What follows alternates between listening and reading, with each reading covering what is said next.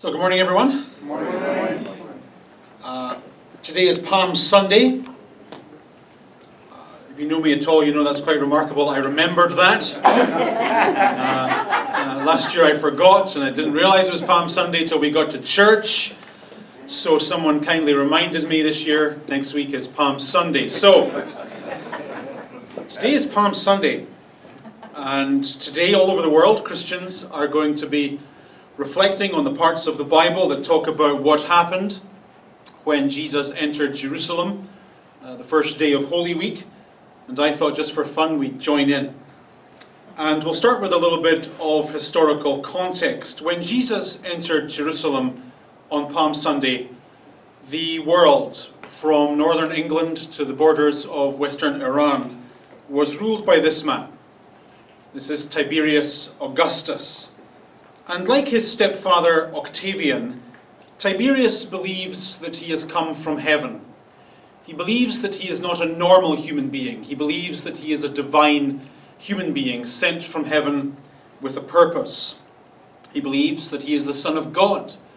He endorses the phrase repeated all over the world, "Caesar is Lord. There is no other name given to men under heaven by which they might be saved, but the name of Caesar." Tiberius, like those before him and after him, is very particular on this point.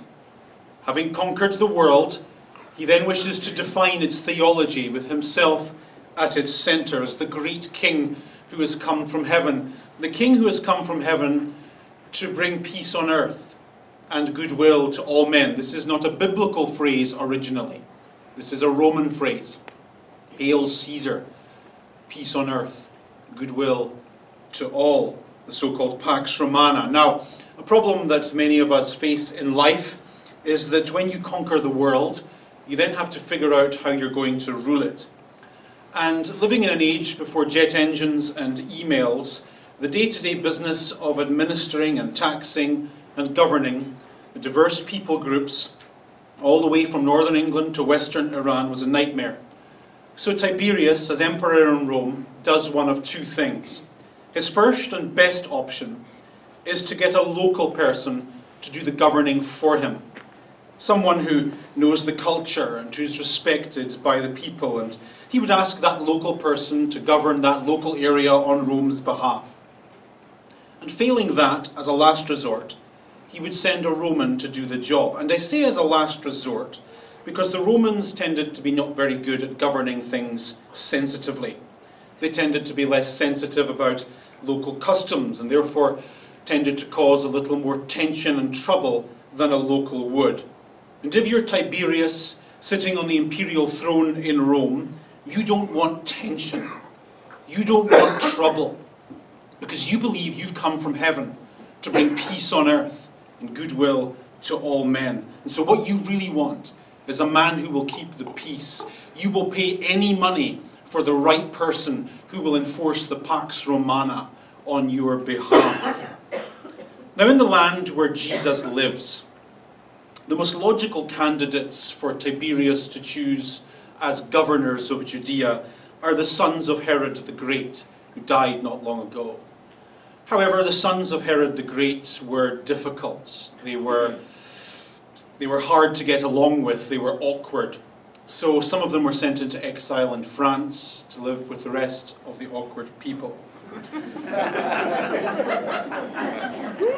And with them out of the way, Tiberius then has to find a Roman, last resort. He has to find a Roman of doing the job of ruling Judea for him.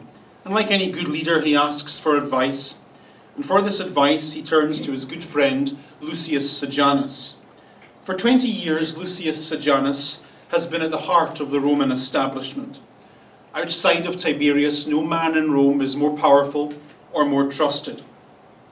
In this next slide, you can see a coin from the reign of Tiberius.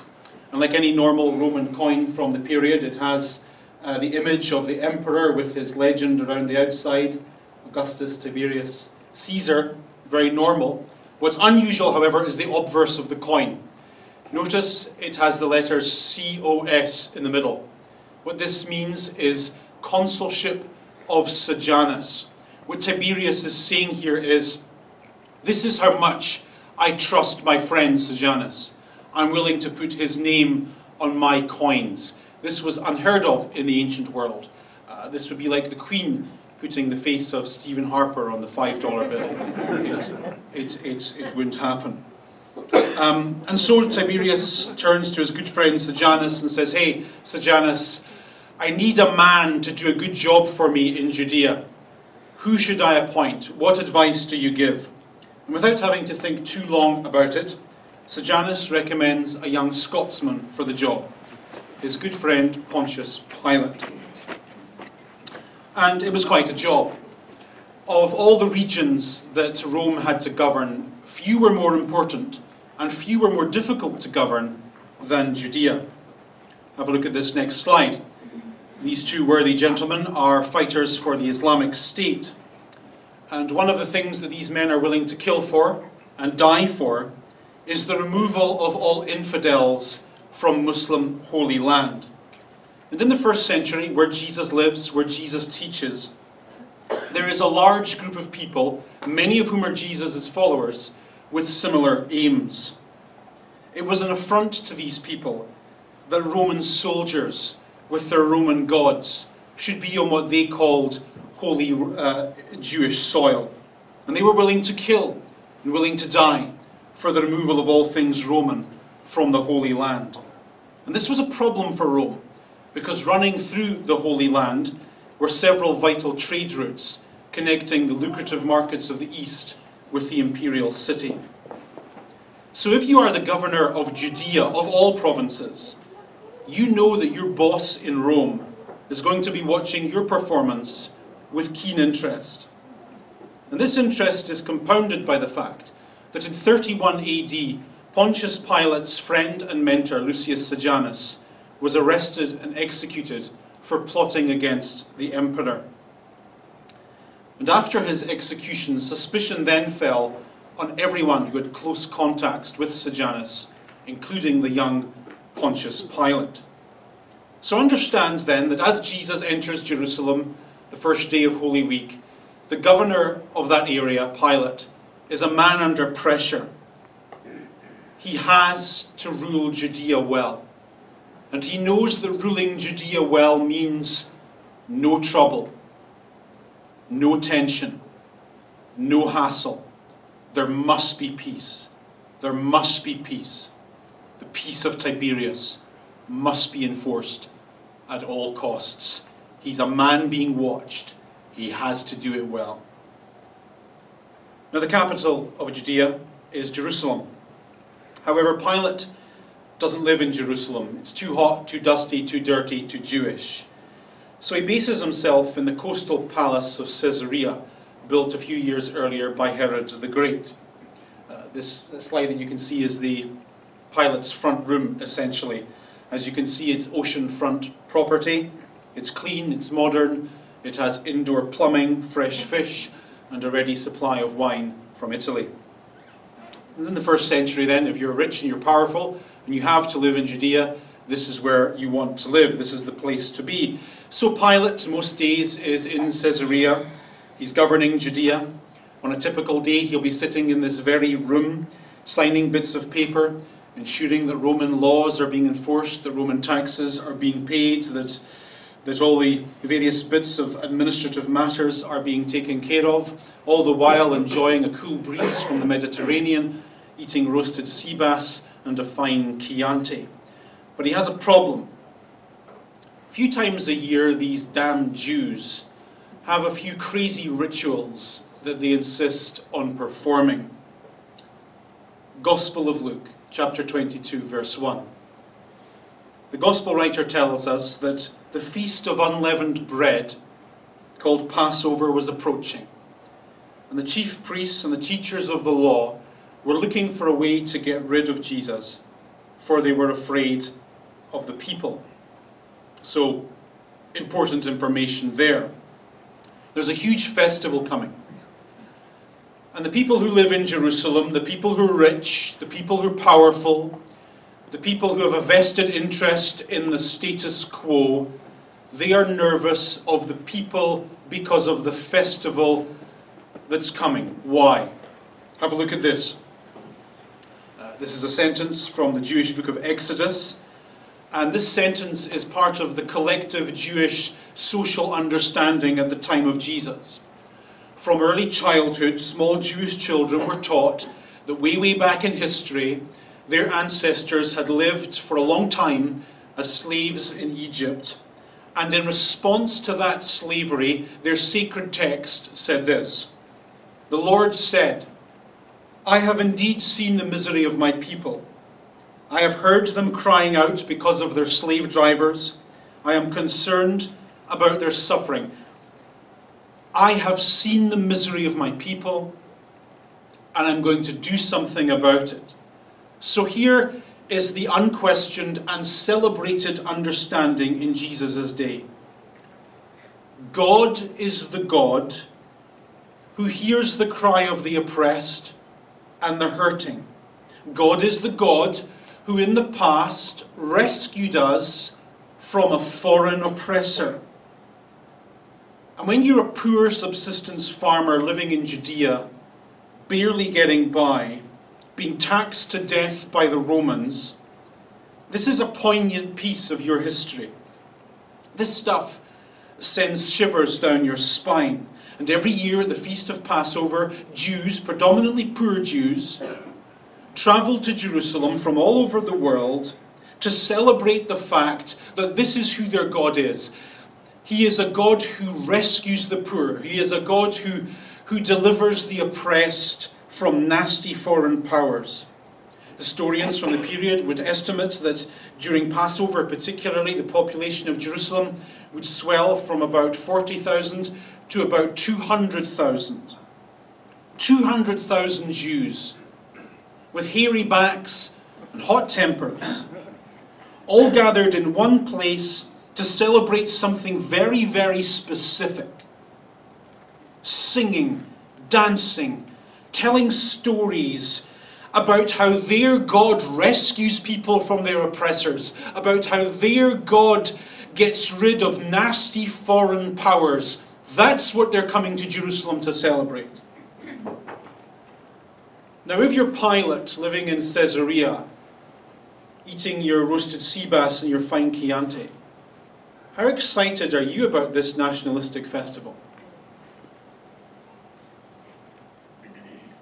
I mean, there's going to be 200,000 Jews in Jerusalem celebrating this weird story from their history about a God who rescues people from their foreign masters. Well, that's me. I'm their foreign master. And what if at this festival things get out of hand? What if they talk about me? What if they drink too much? What if they rebel? What if there's hassle? What if there's trouble? And then Tiberius gets to hear about it in Rome. I'll get sacked, arrested, and executed. No more sea bass and Chianti for me. You get the picture? Do you see the pressure that's on Pilate?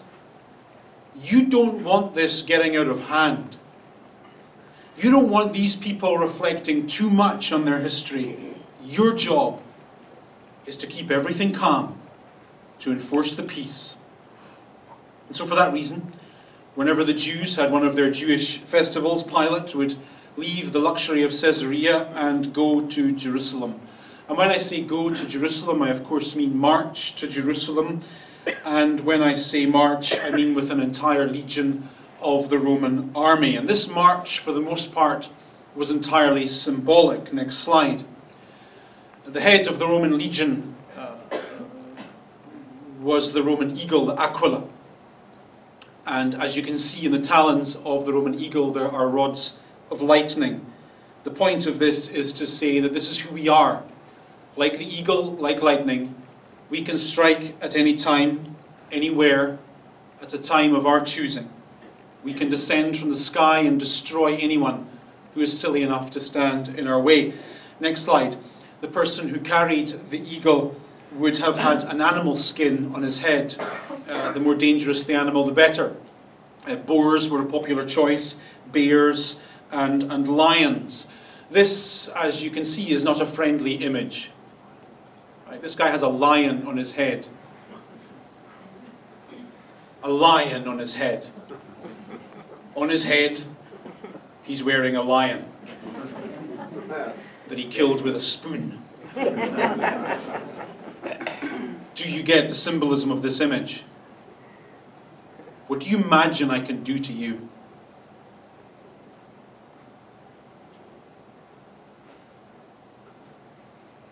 What do you imagine I'm capable of doing to you with a spoon? Or my hands? Then following the man who carried the eagle was another man who carried a thing called the optio. Again, he would have had a strange animal on his head. And the optio was an image of the emperor. This is a not too subtle reminder that you people are not in charge of your own country. This is a not too subtle reminder that you obey laws that are written by us. You pay taxes to us. Caesar is your Lord. There is no name under heaven by which you might be saved but the name of Caesar. Next slide. These are, what are these? These are Irish Guards in London, trooping their colour. The colour is a flag, and as you can see there are little yellow things on the flag. These yellow things are names of battles, all the battles that the Irish Guards have participated in. This is an ancient practice that comes from Rome. Next slide. Here you can see a relief from the column of Trajan in Rome. And on the, I guess, is that your right? I'm kind of dumb that way. Yeah, you're right. I'm wrong. On that side, you can see a bunch of guys after the eagle, after the optio, carrying sticks with little metal discs on them. Those discs are the battle honours that this particular legion has won. This is pure propaganda. Here's what you need to know about us today. You need to know that these are the battles that we fought in and won. You need to know that we win every fight we enter. You need to know that we never lose, that we can never be defeated. We are terrifying people.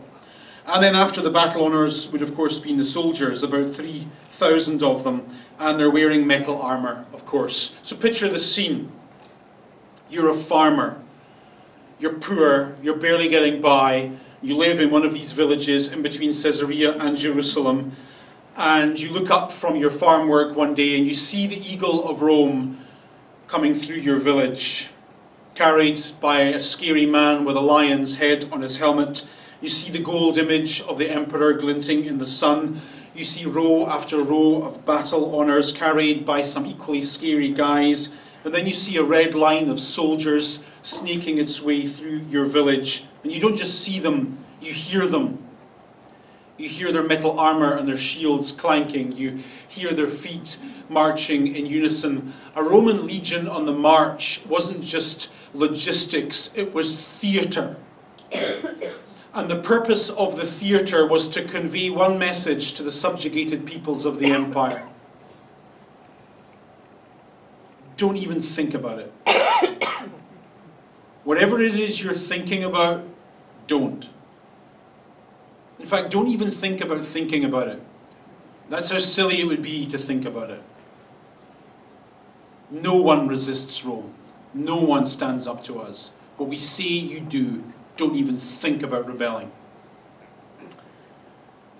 Okay, so you have your little celebration of your little Jewish God who rescues people from foreign powers, and that's cute. But don't even think about resisting Roman rule.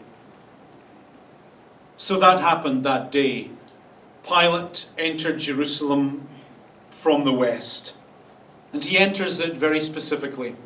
He enters it with all of the paraphernalia and all of the propaganda of war.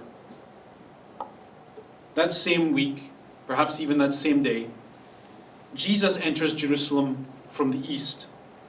And like Pilate, he enters it with something of a procession. In the 19th chapter of Luke's Gospel, we're told that as he approaches Jerusalem, he sends two of his disciples, saying to them, "Go to the village ahead of you. As you enter it, you will find a colt tied there, which no one has ever ridden. Untie it and bring it here. Don't worry about the legality of it. If anyone asks you, why are you untying it, just tell them, the Lord needs it." Okay? The Lord needs it. Did you just use the L word? That's a pretty dangerous thing to say today, is it not? After all, who else has entered Jerusalem today from the west? Whose golden image has just been marched into Jerusalem? Pilate is in town, reinforced by all the military might of Rome, to remind them all that Tiberius is Lord, that Caesar is Lord. Yet in this sentence, Jesus says, I am Lord, and I need a donkey. And the way that the story is told suggests that Jesus is in control. It suggests that in the events that are about to unfold in Holy Week, he's not a victim who just loses. It's not just another story of another loser like you and me. It's a story of a person who goes into these losing events knowing full well of the loss that's to come. He knows that he's going to serve and give and die and be beaten. And so here are two ideas that are antithetical in the first century and today. There is the idea that I am boss, I am in charge, I know what's going on, I know how it works, I am Lord. And there is the other idea that I am coming to serve and give and die and be beaten.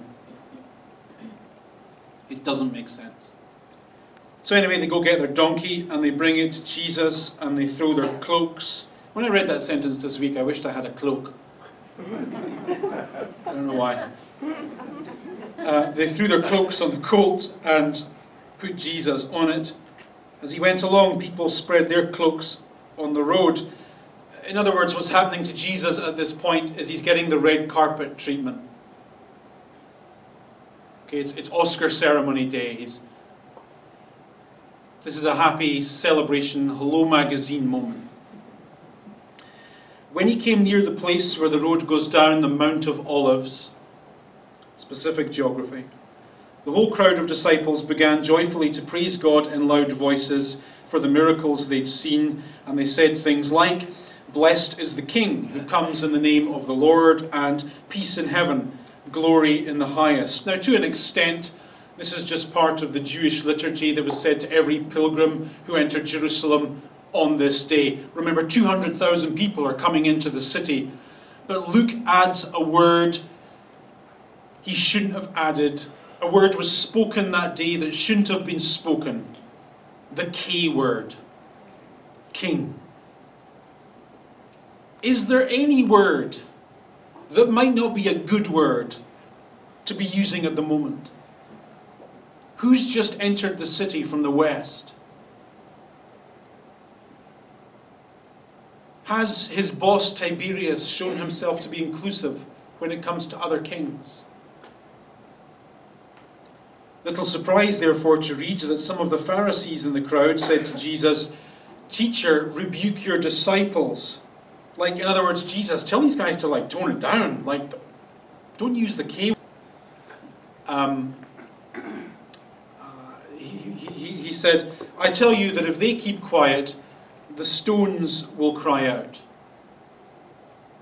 And what Jesus meant at that point was that one day Mick Jagger would write a song about Jesus.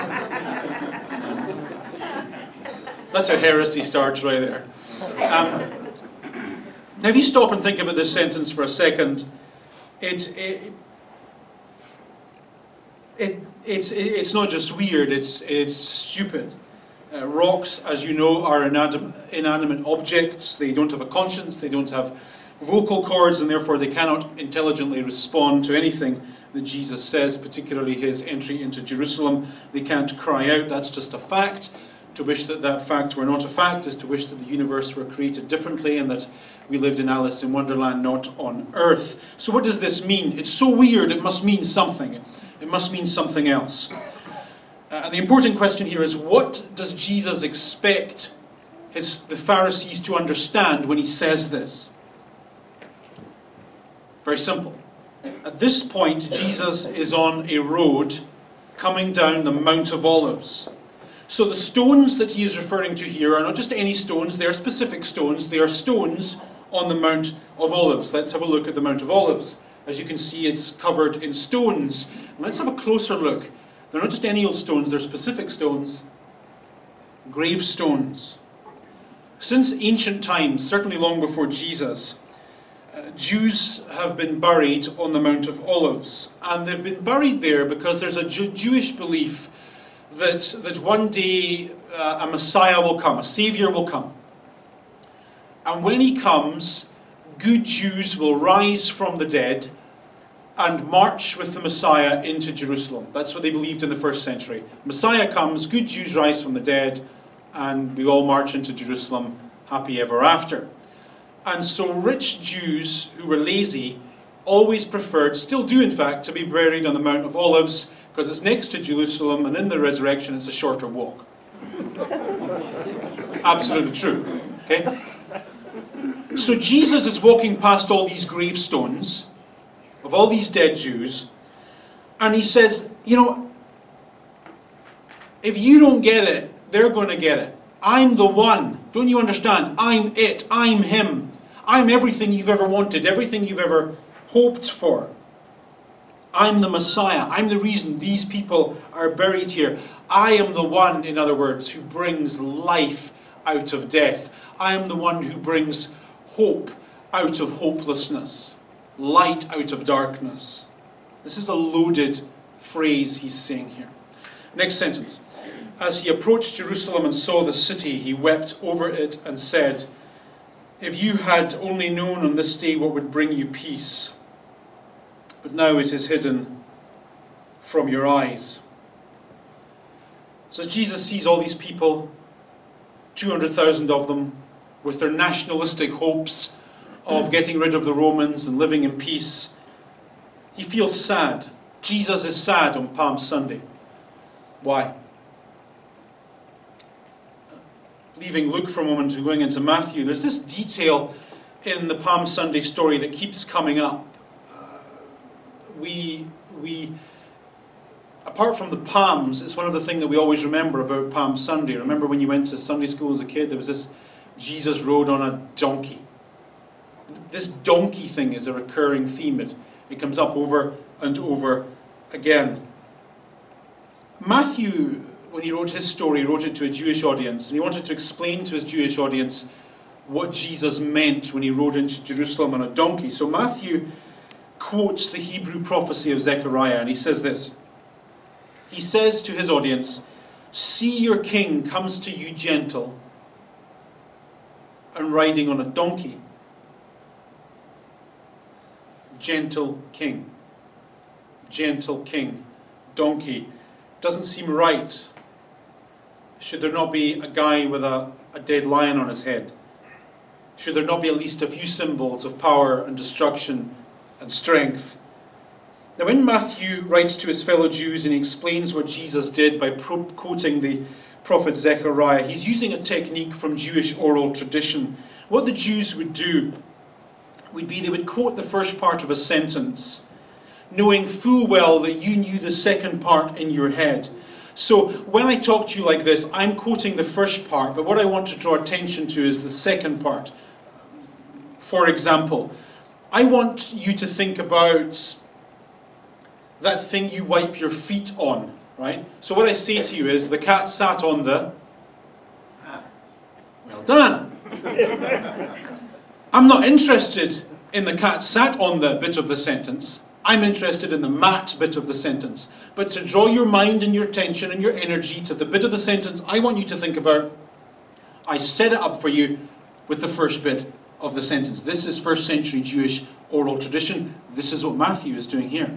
So he quotes part A of the sentence, see, your king comes to you gentle, riding on a donkey. He knows full well that as soon as he says that, everyone's head will go to the second part of the sentence in the Hebrew prophecy, which is, I will take away the chariots from Ephraim, Israel, the war horse from Jerusalem, and the battle bow will be broken. That matters, because these 200,000 people in the city of Jerusalem have war on their mind. Rebellion is in the air. Everyone, even Jesus' followers, are thinking of it. And so on a Palm Sunday, Jesus enters from the east. And he enters it in a way that alludes to the king spoken of in this ancient prophecy. A king who is opposed to war. A king who will take away the weapons of war. The same day Pilate enters the city from the west, garbed in the paraphernalia of war. Now, back to Luke. Why does Jesus weep when he comes to the city at Passover? Because he knows that the great irony is that the city of peace, Jerusalem, the word Jerusalem, as you know, means city of peace, Jerusalem. He knows that that city doesn't know what peace is all about. Never has, never will. Last sentence. He says, the days will come upon you when your enemies will build an embankment against you and encircle you and hem you in on every side. They will dash you to the ground, you and the children within your walls. They will not leave one stone on another, because you did not recognize the time of God's coming to you. This phrase, the day of God's coming to you, literally means the day when God visited you. And this phrase is used all throughout the Bible to describe what happens when God comes with something good. Something that will help you, something that will transform your life. And Jesus says on this first Palm Sunday, today is that day. Today is a really good day for you. A day of help, a day of transformation, a day of when everything gets fixed and sorted out. But you don't get it. You don't see what today is. You don't see the wood for the trees. Because you don't get it, it will pass you by and you'll suffer. And that suffering is described in terms of a Roman siege. Notice he says your enemies will build an embankment. Next slide. This photo is a side shot from the Jewish fortress of Masada, which I'm sure you've heard of. So in 70 odd AD, the Jews did rebel against Rome. Didn't work out too well for them. And eventually, some of Jesus' followers would have been there. They holed up in this city of Masada, and the Romans couldn't get at them. And so what the Romans did was they built a big ramp up. That's a bummer. And the ramp is still there to this day. And they just walked up the ramp and did what they did. And this is the sort of thing that Jesus is thinking about when he says your enemies are going to do this to you. They're going to build an embankment against you. And they'll do that because you didn't get it. You didn't choose the way of peace. You chose another way. You chose to be like your enemies. You chose to be like the people who are oppressing you, the people who are beating you, the people who are causing you to lose. And when you choose to be like the people who cause you to lose, you lose too. And that's what happened. They took up in 70 AD the war horse and the chariot. They played the game by the rules of Rome, and they were destroyed. So what I think the writers of this story are doing is they're confronting us with a choice. They're saying something like, in life there are two ways to be. There's two ways to be in business. There's two ways to be the boss. There's two ways to deal with conflict. There's two ways to run your house. There's two ways to think about money. There's two ways to go through all of the garbage and the pain that life throws at you. There's two ways to live your life, horses or donkeys, from the east or from the west. Which procession do you wish to be in on this Palm Sunday? The one with the power and the luxury and the connections, the one where everything works and everyone wins? Or the other procession, the one that has come to give and to serve and to die and to lose and to be betrayed and to be beaten? The strong or the weak, the rich or the poor, the one where life works or the one where nothing does? The one where faith is not needed because it has its own strength or power, or the other one that has none of those things and so relies on faith? That's the story of Palm Sunday. It doesn't end all that well. You're in the lightning strike zone. So,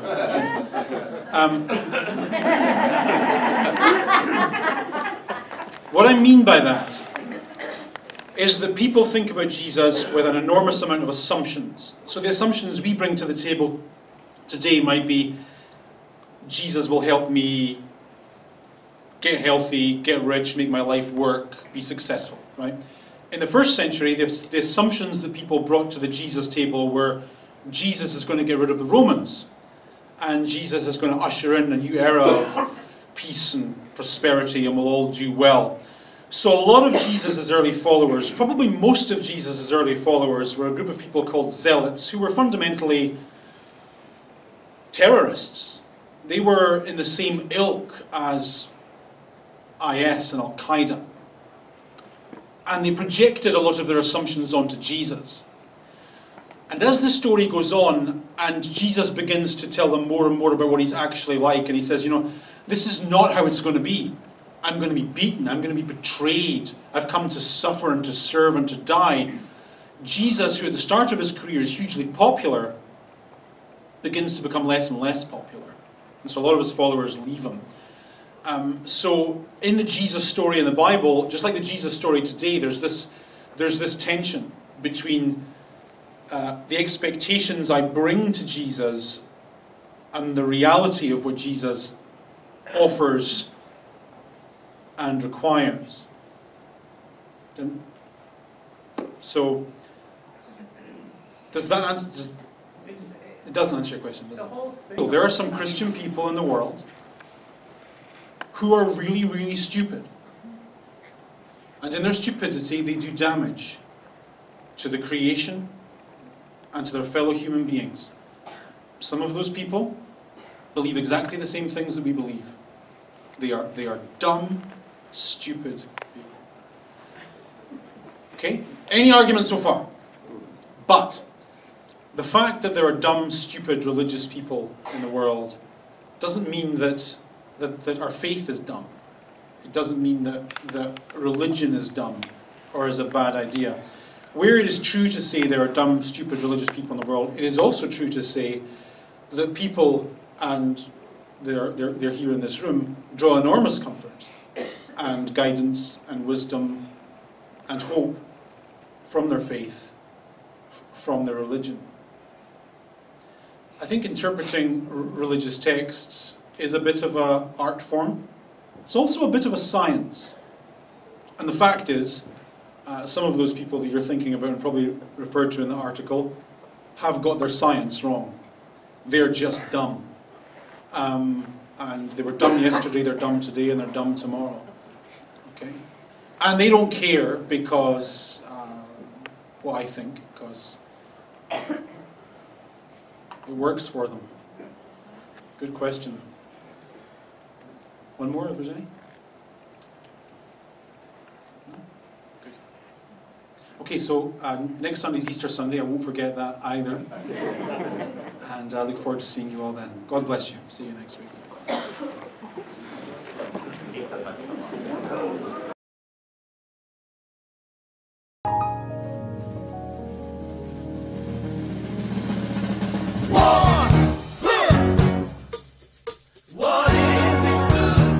Absolutely. Yeah. What is it good for? Absolutely. Say it again, y'all. Good God. What is it good for? Listen to me. I despise, because it means destruction of innocent lives. Thousands of mothers' eyes when the son's gonna fight and lose their lives. Good God, y'all. What is it good for? Absolutely. Say it again. What is it good for? Absolutely. Listen to me. It ain't nothing but a heartbreaker. Only to the undertaker, yeah. War is an enemy to all mankind. The point of war even blows my mind. War has caused unrest with the younger generation, induction and destruction. Who wants to die? War! Good God, y'all. What is it good for? Absolutely. Say.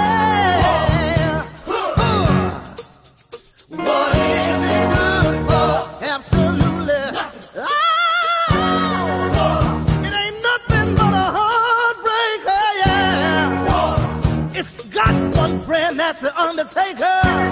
War has shattered many a young man's dreams, made him disabled, bitter and mean. Life is much too precious to spend fighting wars these days. War can't give life, it can only take it away. What is it good for? Absolutely. Say it again, yeah. What is it good for? Absolutely. Listen to me now.